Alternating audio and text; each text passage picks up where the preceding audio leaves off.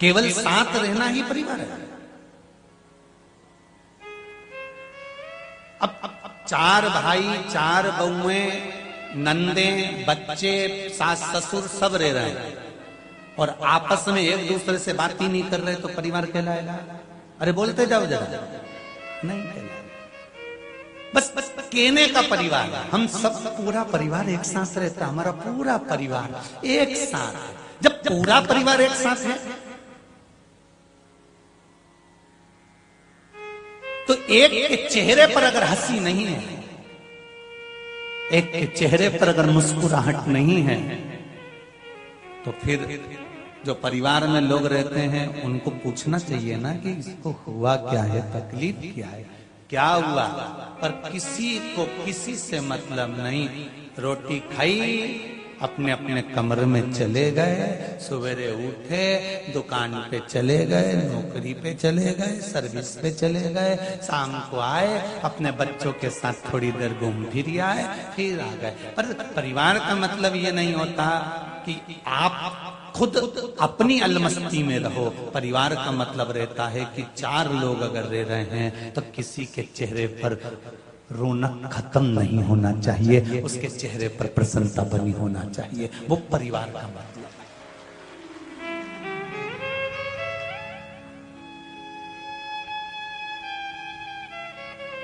वो परिवार का मतलब है।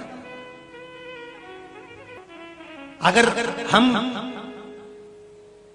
एक जगह पर इकट्ठे हुए हैं, हम यदि भगवान की भक्ति में एकाग्रित हुए हैं, हम भगवान के स्मरण में एकाग्रित हुए, हम भगवत पूजन में एकाग्रित हुए, हम भगवत नाम में एकाग्रित हुए, तो वहां हम सबके चेहरे पर प्रसन्नता हो।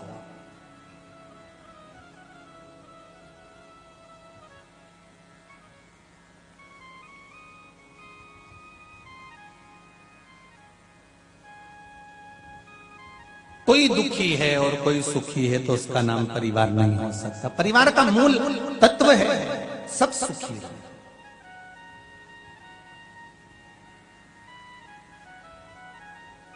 पति पत्नी बच्चे, आज के समय में जो पति पत्नी और बच्चे होते हैं ये सोचते हैं कि बस हमारा इतना ही परिवार।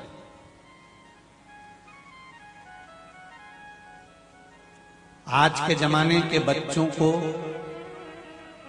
घर से ज्ञान बहुत चुटकी भर के मिलता है। घर से ज्ञान मात्र चुटकी भर के मिलता है।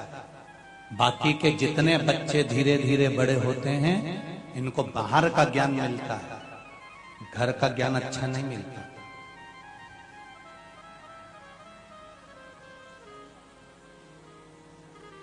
पहले की जो माताएं होती थी वो अपने बच्चों को ज्ञान प्रदान करती थी और इतना प्रबल ज्ञान देती थी कि बच्चों के चित्त और वृत्ति में वो बैठ जाता था।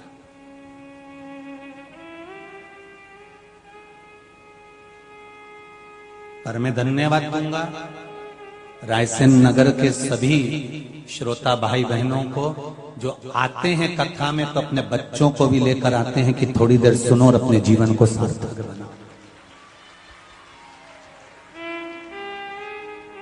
पहले गुरुकुल होते थे और उन गुरुकुल में चाहे ब्राह्मण हो, चाहे क्षत्रिय हो, चाहे वैश्य हो, चाहे शूद्र हो, गुरुकुल में सब जाते थे और अध्ययन किया करते थे।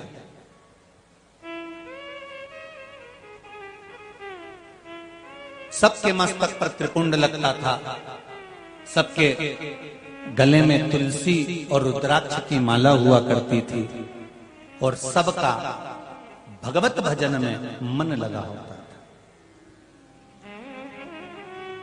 अब एक बात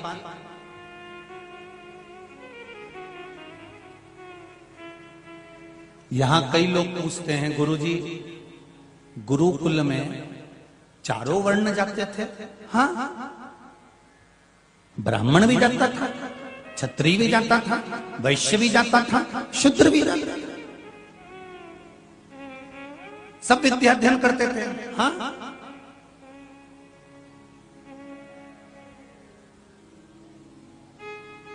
गुरुदेव,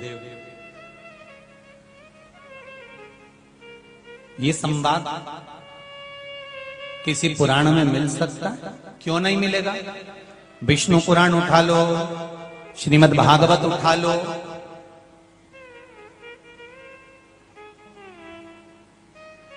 आप उठाओ और उसमें पढ़िए। वराह पुराण में पढ़िए, नरसिंह पुराण में पढ़िए, नारद पुराण में पढ़िए। जब नरसिंह जी की कथा का आप स्मरण करेंगे तो प्रहलाद जिस गुरुकुल में पढ़ता था, प्रहलाद जी जिस गुरुकुल में पढ़ते थे, उस गुरुकुल में कई बच्चे पढ़ते थे, कई बच्चे। कोई किसी वर्ण का था, कोई किसी वर्ण का था, कोई किसी वर्ण का था। यहां तक चरित्र आता है कि एक कुम्हार के मटके में बिल्ली के बच्चे चले गए थे। ध्यान है आप लोगों को? बिल्ली के बच्चे चले गए थे और पिताजी ने उस मटके को अग्नि में रख दिया था और अग्नि में रखा, मटका धधकने लगा। वो कुम्हार का पुत्र दौड़कर प्रहलाद के पास गया और कहा, प्रहलाद, मेरे पिताजी से गलती हो गई, बिल्ली के बच्चे मटके के अंदर चले गए। बिल्ली के बच्चे मटके के अंदर रह गए, अग्नि चारों तरफ से लग चुकी है। प्रहलाद ने कहा, चिंता मत करो, जाको राखे साइया, मार सके ना कोई, जिसको राम रखे उसे कौन चखे।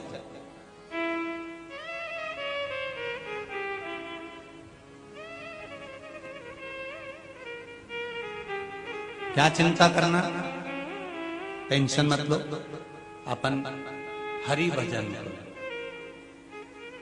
और प्रहलाद जी ने जब हरि भजन किया,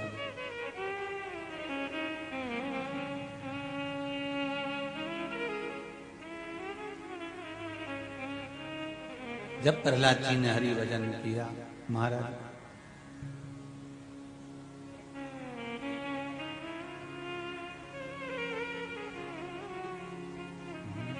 प्रहलाद जी ने श्री हरि को याद किया, भगवान को याद किया। और भगवान को जब याद किया तब उसी क्षण, उसी पल जल वृष्टि हुई और बिल्ली के बच्चे सुरक्षित निकलकर बाहर आए। अब कथा देखिए, गुरुकुल में ब्राह्मण के पुत्र भी पढ़ रहे हैं तो क्षत्रिय के पुत्र भी पढ़ रहे हैं, वैश्य के पुत्र भी पढ़ रहे हैं तो शूद्र का पुत्र भी पढ़ रहे हैं।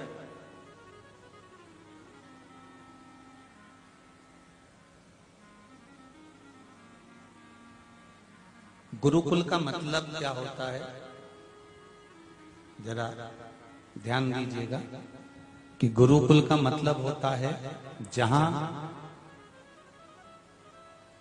बच्चों में संस्कार, विद्वत्ता, धैर्य, क्रोध पर संयम, भगवत स्मरण, संकीर्तन, आपकी पीढ़ी में, आपके बच्चों में ये पूर्ण तरह से दे दिया जाए।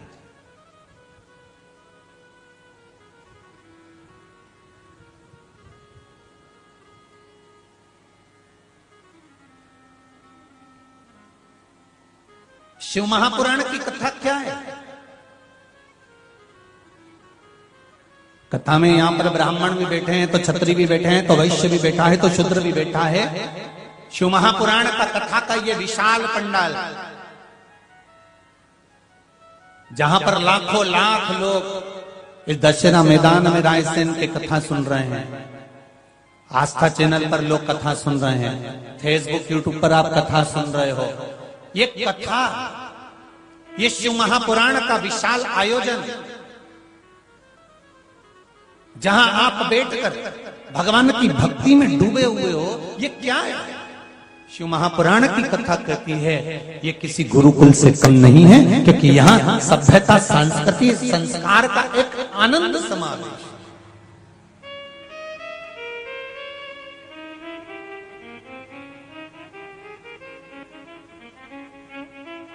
घर में जब टीवी चलती है ना, शिव महापुराण के लिए, रायसेन के भी घर घर में चल रही होगी, घर में जब टीवियां चलती हैं कथा के लिए, तो कथा सुनने के लिए भले माँ सुन रही है, भले बूढ़ी दादी सुन रही है, भले बूढ़ा पिता सुन रहा है, बुजुर्ग सुन रहा है, या आपने मोबाइल पर कथा सुन रहे हो तो भले आप सुन रहे हो, पर हो सकता है उस मोबाइल पर जब कथा सुन रहे हो, टीवी पर जब कथा सुन रहे हो, तो उसका थोड़ा सा अंश किसी की कान में चला जाए, थोड़ा सा। अब किसी ने ये प्रश्न भी करा कि गुरुजी ये बताओ कि आप कहते हो कि इतना सा अगर किसी के कान में चला जाए तो उसको भी फल मिल जाता है, क्यों नहीं मिलता? जब इतनी सी गोली शरीर में जाते से सिर दर्द बंद कर देती है। अच्छा एक बात बताओ, गोली को कैसे मालूम होता है कि पेट दुख रहा है तो पेट ही बंद करना, और गोली को यह कैसे मालूम कि ये हाथ दुख रहा है तो हाथ ही बंद करना? किसी किसी की कमर चली जाती है, कुस्का खसक जाता है, तो गोली को कैसे मालूम कि कुस्का ही सही करना है? गोली को कैसे मालूम कि पांव सही करना है? या गोली को कैसे मालूम कि आंख फड़क रही तो आंख ही सही करना है? अच्छा जाती पेट में और सही, अरे बोलो तो जमते, जो चीज दुख रही होती है वो सही हो जाती है। उसी तरह शिव महापुराण की कथा जाती सही है, और जहां बैठना है, जिसकी चित्तवृत्ति में जिस जगह जिस लिए बैठना है, ये गोली वहां बैठ जाती है और उसका कल्याण करता है। ये गोली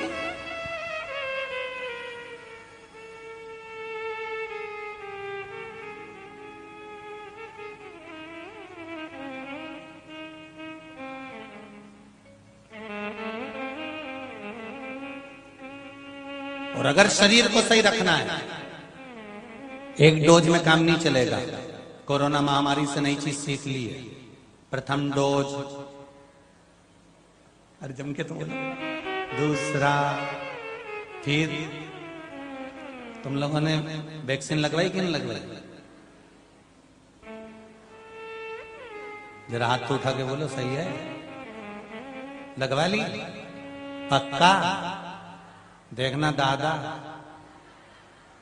नहीं तो तुम नहीं लगवा और पड़ोसन को निपटा दो। और अगर नहीं लगवाई हो तो ये यहां से निकलते हैं ना जब रास्ते में, तो यही एक शायद स्वास्थ्य केंद्र बना हुआ है, तो तुम वहां जाके कह देना दादा वैक्सीन लगा दो, तो वो पूछेगा पहले तो तुम्हारा फोटो खींचेगा, अभी तक कहां गई थी लीला, फोटो खींचेगा।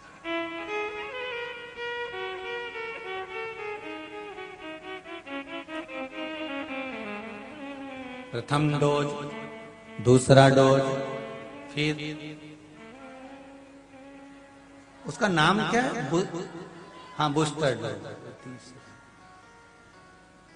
बस उसी तरह से महापुराण की कथा, एक बार अगर दिमाग में नहीं बैठे और तुम्हारा मन शंकर की पूजन में नहीं लगे, तो पहला डोज अगर असर नहीं करे तो दूसरा।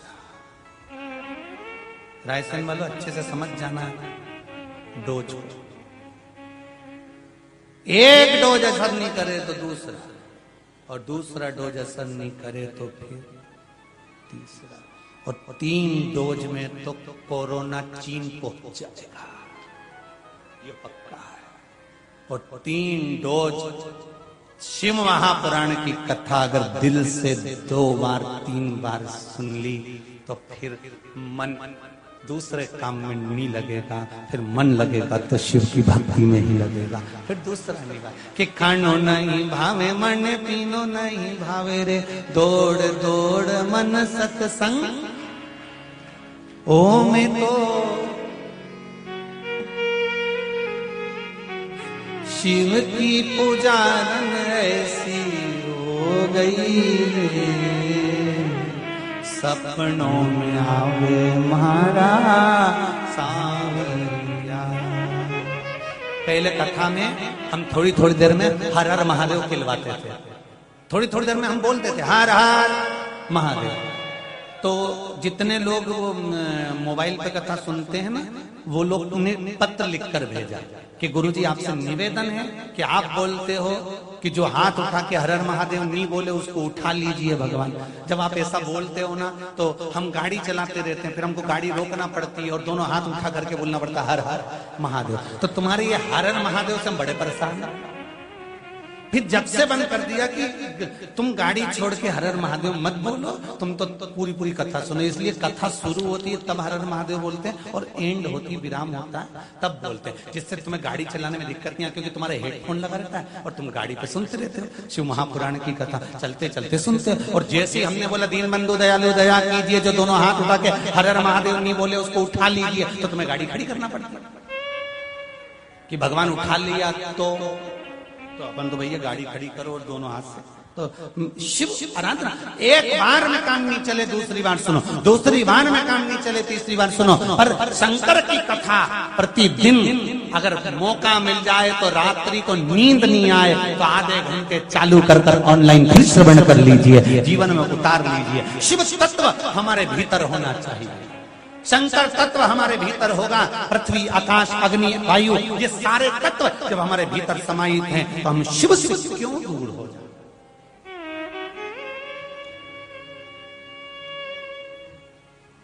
एक पढ़ा लिखा लड़का कबीरदास जी के पास गया और कबीरदास जी से जाकर कहा गुरुदेव। गुरुजी ने पूछा क्या बात है? मैं इतना पढ़ लिख गया, मुझ में इतनी विद्वत्ता है, मैं इतना विद्वान हूं, मैं इतना ज्ञानवान हूं गुरुदेव।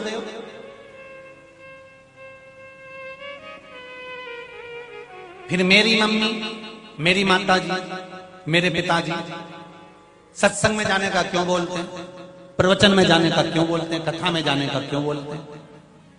कबीरदास जी ने कोई जवाब नहीं दिया, ये पूछता रहा, कोई जवाब कबीरदास जी ने नहीं दिया। कबीरदास जी थोड़ी देर बाद एक हथौड़ा उठाए, एक खूंटा लगा हुआ था, कबीरदास जी ने वो हथौड़ा उठा के खूंटे पे दे मारा।